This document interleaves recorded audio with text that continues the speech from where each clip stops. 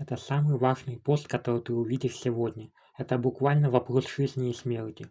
Автор говорит: мы настолько близко к достижению скорости долголетия, что я настоятельно призываю вас помнить, что ваша единственная задача сейчас не умереть из-за какой-нибудь глупости.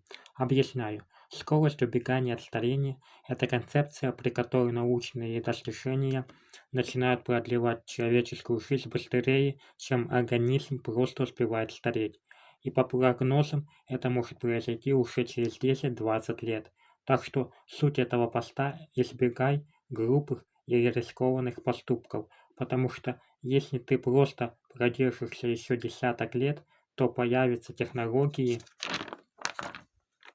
которые будут не просто лечить болезни, а реально замедлят или даже отменят старение. Теперь становится понятно, почему Брайан Джонсон, тот чувак, который пытается жить вечно, так помешан на идее «не умирай». Это не просто стиль жизни, это такая стратегия. Так что сделай все, что в твоих силах, чтобы не умереть сейчас, и ты увидишь, что будет потом.